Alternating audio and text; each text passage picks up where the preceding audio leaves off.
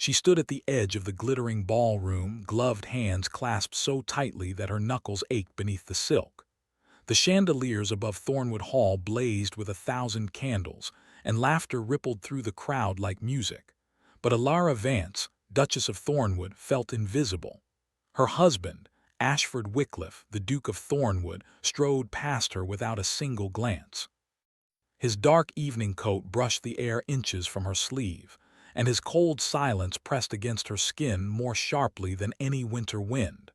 Around her, the whispers began softly, then grew. He has not looked at her once tonight. A marriage of convenience, they say. She trapped him. Poor dear, she stands there every ball hopping. It has been 2 years. Alara kept her chin lifted, her expression serene. Inside, something fragile cracked a little more. She had been waiting for love that would never come, and in this glittering room full of people, she had never felt more alone. The marriage had been arranged with brutal efficiency. Alara's father, a merchant baron with more ambition than honor, had presented the late Duke with a choice: accept Alara as a bride for his son and heir, or watch a carefully manufactured scandal destroy the Wickliffe name. Ashford had been summoned home from a diplomatic post abroad, faced with a dying father and a desperate ultimatum. He had married her 3 weeks later, eyes burning with silent fury, and had not spoken a single unnecessary word to her since their wedding night. That night he had come to her chambers, formal and distant, spoken of duty and heirs, and then left before dawn. There had been no cruelty in his touch, only the devastating cold of obligation. She had lain awake afterward, staring at the canopy, and cried without making a sound. 2 years had passed. The late Duke was dead, her father had sailed to the West Indies, and Alara remained in a vast estate where every corridor felt haunted by a love that had never lived. She had tried at first to reach Ashford. She learned his preferences, arranged his favorite dishes, wore the colors his mother mentioned he admired. She read the political journals he favored, quietly memorizing details so she might offer a comment if he ever paused long enough to hear her voice. But he never did. He answered her questions with clipped syllables, attended social functions with her on his arm like a marble statue, and retreated each evening to his private study, where the heavy oak door remained firmly closed. She had loved him almost from the beginning. That was the cruelest part. She had seen, beneath the ice, a man of extraordinary integrity. She had watched him ride through a rainstorm to help a tenant farmer whose roof had collapsed. She had heard him, late at night, playing the pianoforte in the dark music room, a melody so mournful that tears had run silently down her cheeks outside the door. She knew he was capable of deep feeling. He simply would not feel it for her. The hope that had sustained her through the first year began to wither in the second. She stopped lingering outside his study. She stopped hoping he would notice her new gown. She stopped waiting, breath held, for his eyes to meet hers across the dining table with anything other than cool tolerance. Something inside her shifted the night of the Thornwood Spring Ball. As the orchestra began a waltz and couples drifted onto the floor, Alara watched her husband lead Lady Cecilia Ashby into the dance. Lady Cecilia was everything Alara was not: petite, golden-haired, with a laugh that chimed like bells. She had been Ashford's childhood companion, the woman everyone had expected him to marry.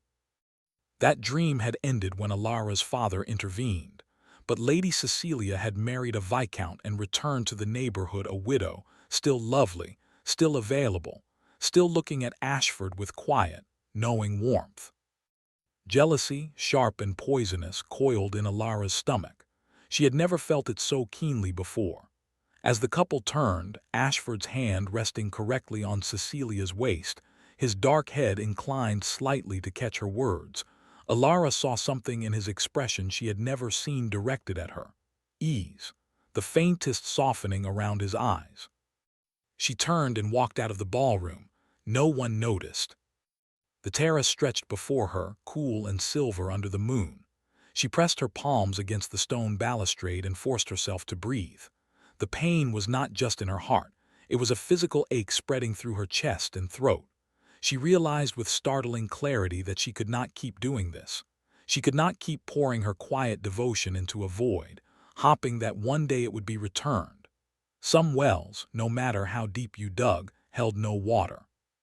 That night, Alara made a silent vow. She would stop chasing a ghost. She would stop waiting.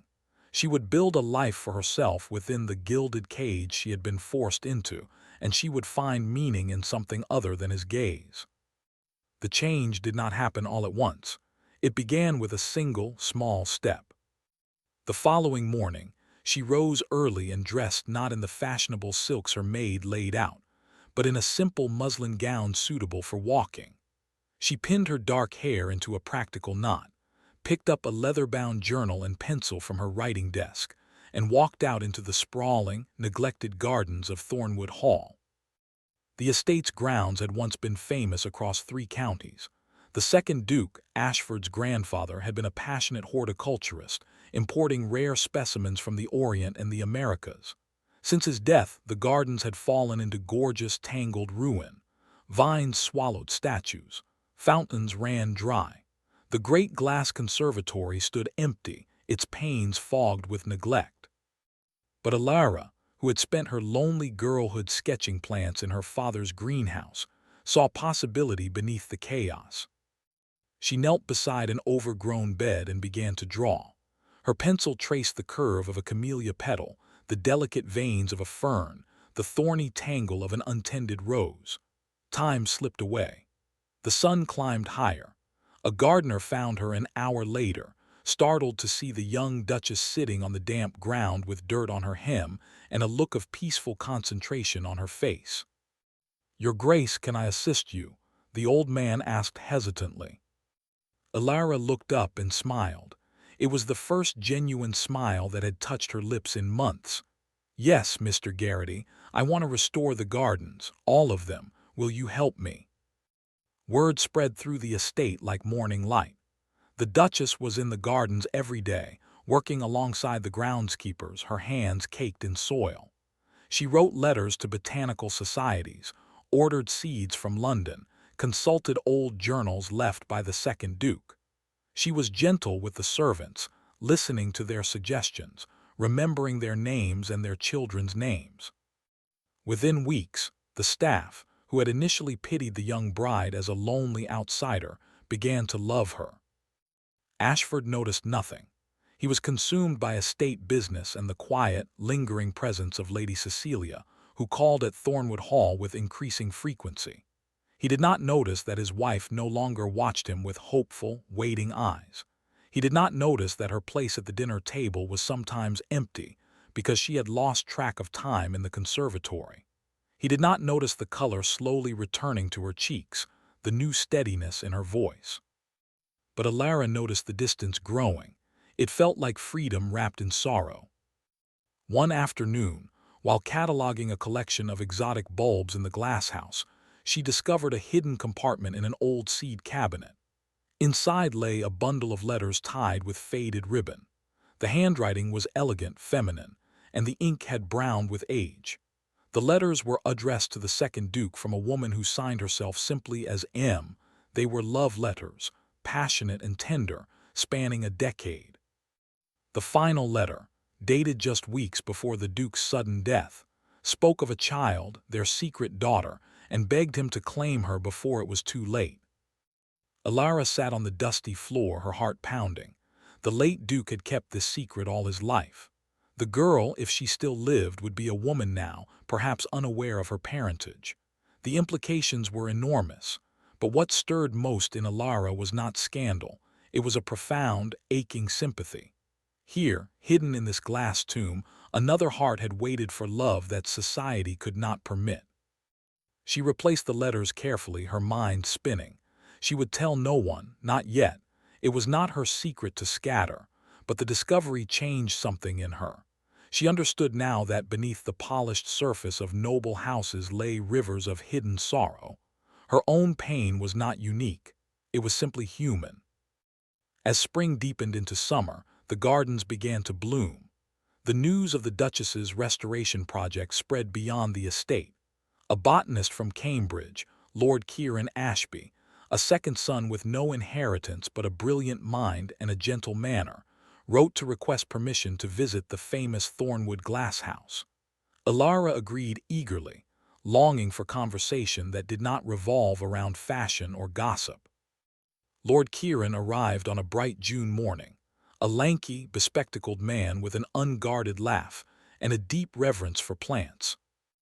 They walked through the conservatory together, bent over rare orchids, debated the cultivation of the newly discovered Amazonian water lily. He did not treat her as a duchess. He treated her as a fellow scholar. When he asked her opinion on a botanical puzzle, he listened intently, nodding, his eyes bright with genuine interest.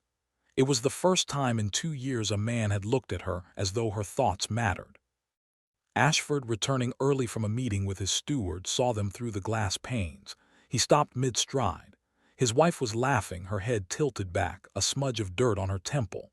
The man beside her, Lord Kieran, leaned close to show her a sketch in her journal, his shoulder brushing hers with easy familiarity. A hot, unfamiliar sensation flared in Ashford's chest. He did not name it. He turned sharply and walked away, his jaw tight. The jealousy came as a complete surprise to him. He had built his emotional walls so high that he had not noticed the small, creeping vines of attachment that had grown beneath them. For 2 years, Alara had been a quiet, uncomplaining fixture in his home. He had resented her for the circumstances of their marriage, for her father's scheming, for the dream of a life with Cecilia that had been snatched away. He had blamed Alara by association, convinced that she must have known of her father's blackmail, perhaps even encouraged it. He had wrapped himself in cold duty, never once looking past his own wounded pride to see the woman she truly was. Now, watching another man stand close to her, he felt a visceral possessiveness that shocked him. He threw himself into a state work to suppress it, but the image lingered. Her laughter, her ease, the way Lord Kieran looked at her, the way she had not looked at her husband in months. A few days later, Lady Cecilia came to tea. She sat across from Alara in the sunny morning room, delicate cup in hand, and spoke with honeyed condescension. "You must be so pleased, Your Grace, to have found a companion who shares your botanical pursuits.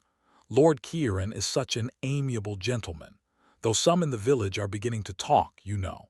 A married woman spending so many hours alone with a bachelor." Alara's teacup clinked softly against its saucer. She met Cecilia's eyes without flinching. "I find, Lady Cecilia, that people who talk will always find something to say. I prefer to live by what is true rather than by what appears convenient for gossip." Cecilia's smile stiffened. She changed the subject, but the barb had been planted. Later that day, Alara overheard two housemaids whispering about the Duke's continued attentions to Lady Cecilia. She paused on the servants' stair, her heart squeezing, then she continued walking.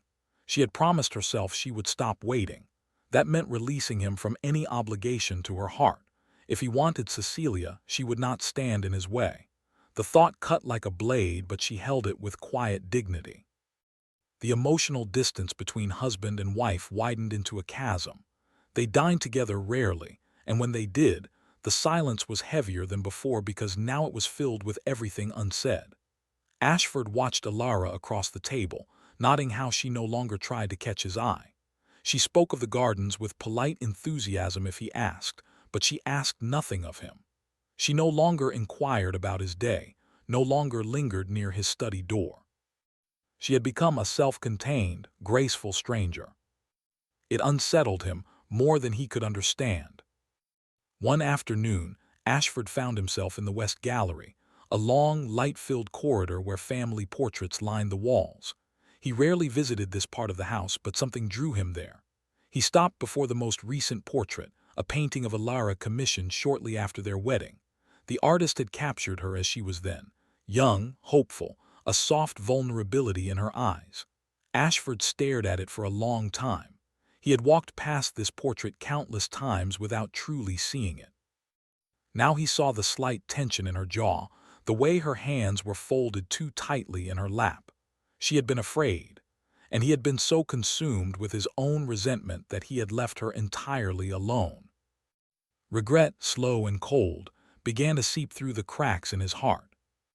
The first emotional reveal came unexpectedly, delivered by Ilara's former maid, who had retired to a cottage on the estate. The old woman, confused by a fever, sent a message begging the Duke to visit her. Ashford went out of duty expecting nothing. In her cramped parlor, the woman pressed a worn letter into his hand, her eyes wet. "I should have given this to you long ago, your grace. Her ladyship, she wrote it the night before the wedding. I found it in the hearth, half burned. I kept it, thinking she might need it someday, but she never did." Ashford unfolded the singed paper. Ilara's handwriting, blotched with what could only be tears, swam before his eyes. "Father, I beg you, do not force this marriage. The Duke does not want me. You are condemning me to a life where I will be hated for a scheme I had no part in. Please, if you have any love for me, release us both." The letter was dated the day before the wedding. She had known nothing. She had been as much a victim as he was. Ashford rode back to Thornwood Hall in a daze. The foundation of his resentment crumbled. All this time he had blamed her, punished her with his coldness, while she had been silently enduring a fate she had tried desperately to escape. The guilt was a physical weight, pressing on his chest until he could barely breathe. He owed her 2 years of apologies, and he did not know if she would ever accept them. That evening he sought her out. He found her in the conservatory, alone, repotting a young fern by lantern light. She looked up at his entrance, and for a fleeting second he saw a flash of the old hope in her eyes before she carefully extinguished it. Her face settled into polite inquiry. "Ashford, is something wrong?" He stood in the doorway, hatless, his cravat loosened, looking as disheveled as she had ever seen him. "Ilara, the words stuck in his throat. What could he possibly say that would undo 2 years of silence? "I read your letter, the one you wrote to your father." She went very still. Her hands paused on the fern. Slowly she set the trowel down. "Which letter?" "The one from before our wedding." Color drained from her cheeks. She did not ask how he had found it. She simply turned her gaze to the dark glass panes where their reflections were faint ghosts. "I see," she whispered. "Then you know I never wanted to trap you. I never wanted any of this." "I know," he said, his voice rough. "Ilara, I have treated you unforgivably. I blamed you for your father's actions. I let my anger and pride blind me." He took a step closer, his heart hammering. "I am so sorry." She did not turn around. "Thank you for telling me." Her voice was calm, but it held a distance that chilled him more than any anger could. "It does not change the past, but I appreciate the honesty." He waited, hopping for tears, for relief, for a sign that she still cared enough to be moved. But she simply picked up her trowel and continued her work, her movements steady. "Is there anything else, Ashford?" He had no right to expect more. He nodded, a hollow ache spreading through him. "No, not tonight." He left the conservatory, and the door whispered shut behind him. The following week brought the second emotional reveal, one that would change everything. Ilara received a letter from a solicitor in London, informing her that her father's ship had been lost at sea and his vast, heavily leveraged fortune had collapsed. She was now penniless in her own right, entirely dependent on the Duke. The news should have devastated her, but instead it brought a strange, bleak liberation. The source of her shame, the man who had sold her into this cold marriage, was gone. His schemes could no longer hurt anyone. She sat in her sitting room, the letter in her lap, and felt the last chain fall away. She decided with quiet clarity to leave Thornwood Hall. Not in scandal or anger, but simply to remove herself from a marriage that had never truly existed. She would request a separation. She could find a small cottage, support herself by selling her botanical illustrations, and live in the peaceful obscurity she had always craved. She would give Ashford his freedom, the freedom he had never asked for but clearly wanted. She began to plan, her heart heavy but resolute. She did not tell her husband. She gave no outward sign of her intention. She continued tending the gardens, smiling at the tenants, answering Lord Kieran's enthusiastic letters with friendly brevity. But inside, she was already packing away the remnants of a hope she would never carry again. Ashford, however, noticed the shift. He noticed the way she looked at the gardens as if memorizing them. He noticed the small trunk she had quietly placed in a corner of her dressing room. He noticed that she no longer said good night, but simply sleep well, as if she were already practicing a goodbye. Fear, cold and sharp, began to coil around his heart. He tried to bridge the distance, but every overture was met with gentle, impenetrable grace. He asked if she would walk with him. She agreed, but spoke only of the weather and the roses. He lingered in the music room, hoping she would come as she once had, but she never appeared. He even canceled an appointment with Lady Cecilia, the first time he had ever done so, and found that he felt nothing but relief. Cecilia's charm had faded for him, replaced by an unwelcome realization. The woman he had thought he loved was a childhood dream, while the woman he truly needed was slipping through his fingers. One evening he entered the conservatory to find Alara alone, sketching by candlelight. She looked up, unsurprised, and set her pencil aside. "I was hoping you would come," she said quietly. "I have something to tell you." His pulse quickened. He crossed the room and sat on the bench opposite her, his hands clasped to keep them from trembling. "What is it?" Alara met his eyes with a calm that seemed to come from a deep, unshakable center. "I am leaving Ashford. I want a separation." The words fell between them like a stone into still water. Ashford felt the world tilt. "No," he said, the word escaping before he could stop it. She shook her head slightly. "Please do not make this harder. I have thought about it for a long time. We were forced together. We have both suffered. You deserve to be free to find someone you truly love, and I deserve to stop waiting for something that was never meant to be." Her voice wavered on the last word, but she held herself together. "I will not make any public scandal. I will live quietly. I only ask for enough to rent a small cottage. I can support myself with my illustrations. I will not trouble you again." He stared at her, his chest constricting. In the span of a single moment, every wall he had built crumbled to dust. The thought of her gone, of coming home to a house without her quiet presence, of never again seeing her head bent over a plant or hearing her rare, soft laugh, was more terrifying than any business failure, any social ruin. He realized, with a force that stole his breath, that he loved her. He loved her with a depth he had never allowed himself to feel. He had loved her for a long time, perhaps from the first moment he saw her standing at the altar, pale and brave and trying not to tremble. He had buried that love under resentment and pride, and now it clawed its way to the surface, raw and desperate. "Alara," he said, and his voice broke on her name. "Please don't go." She blinked, clearly not expecting the raw emotion in his tone. "Ashford." He moved off the bench and knelt before her, an act no duke would ever perform, but he was not a duke in that moment. He was just a man terrified of losing the only good thing in his life. "I love you," he said, the words rough and unpolished but truer than anything he had ever spoken. "I have been a fool. I blamed you for a crime you didn't commit. I shut you out because facing my own feelings was too frightening. I hid behind duty and resentment, and I hurt you every single day. You owe me nothing. I know that. But I am begging you, don't leave. Let me try to be worthy of you. Let me spend the rest of my life making up for the past 2 years." Tears spilled down Alara's cheeks. She had dreamed of hearing those words for so long that she had stopped believing they could ever be real. And now, kneeling before her, his dark eyes full of anguish and hope, he was offering her everything she had ever wanted. But the pain of the last 2 years had left deep scars. She was afraid to trust. "I don't know if I can," she whispered. "I stopped hopping Ashford. I had to survive. If I let myself hope again and it breaks—" "Then let me prove it," he said urgently. "Not with words, with time. Stay. Not as a duchess bound by duty, but as my guest, my friend, whatever you will allow. Just stay. Let me show you who I can be." She looked at him for a long time, searching his face for the cold stranger she had married. She found only a man stripped of his armor, vulnerable and sincere.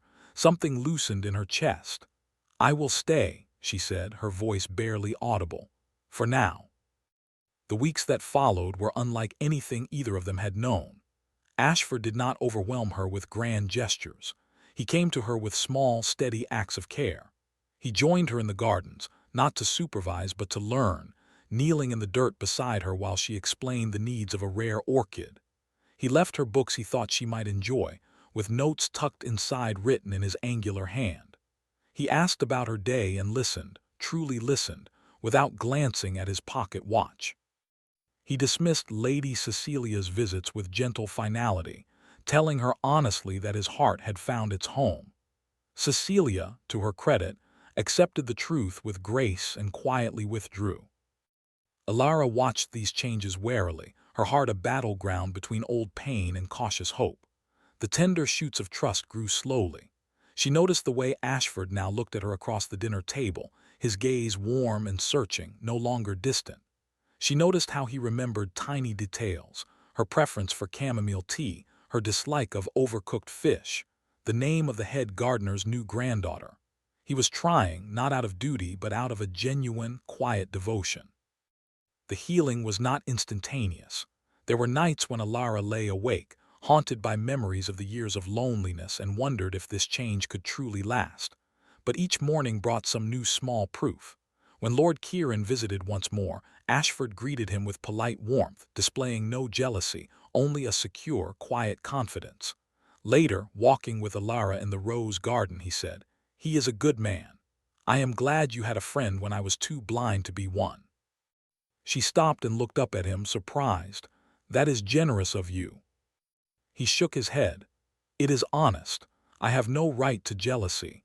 I abandoned you emotionally for 2 years. That another person offered you kindness is something I can only be grateful for." His words unlocked something inside her. She realized, standing among the roses she had nurtured back to life, that she was healing too. The gardens were no longer just an escape. They were a symbol of what could be restored with patience and care. The final emotional reveal came on the anniversary of their wedding day, a date they had never acknowledged. Ashford asked Alara to meet him in the conservatory at sunset. When she arrived, the glass house was lit with dozens of small candles, and in the center, where the rarest plants were displayed, stood a small table set for 2. Beside her plate lay a leather-bound journal. She picked it up, her fingers trembling. It was a diary, written in Ashford's hand, beginning 2 years ago and continuing to the previous night. She opened it at random and read.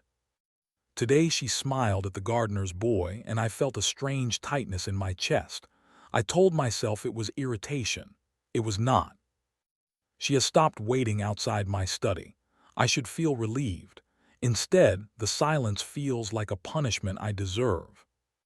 I saw her with Lord Ashby today. The jealousy nearly choked me. I realized with terror that I am in love with my wife." She turned to the final entry, written that morning. "Tonight I will tell her everything. I will not hold back. She deserves the truth I have hidden even from myself." Alara looked up, tears streaming down her face. Ashford stood a few feet away, his expression open and unguarded, waiting. "I wrote it all down," he said quietly, "because I am not good with spoken words. But every word on those pages is true. I loved you too late, but I love you now with everything I am." She closed the journal and pressed it to her heart. The pain of the past still lingered, but it no longer defined her. She had built a self that could stand on its own, and from that strong place, she could finally choose love without losing herself.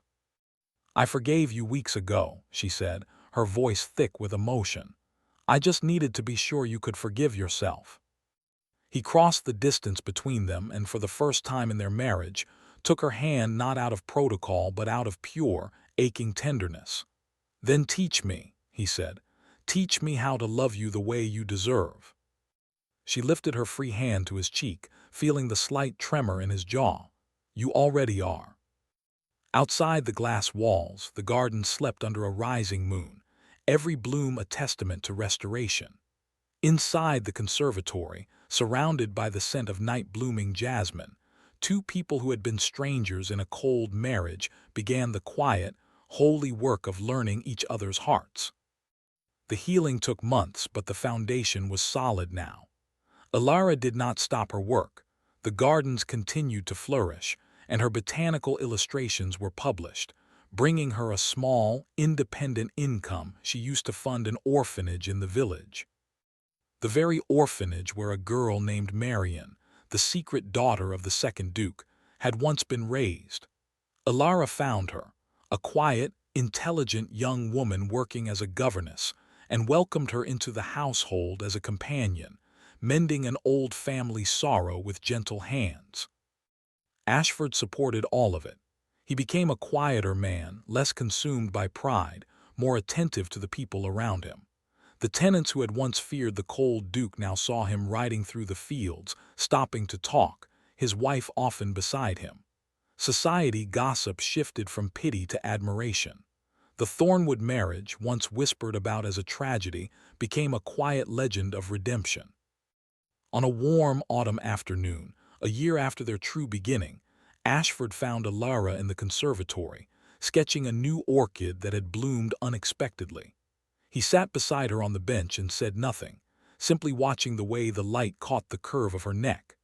After a long silence, she set her pencil down and turned to him with a smile that reached her eyes, a smile free of shadows. "You look very serious," she said. "I was thinking," he replied, "that I finally understand what happiness feels like.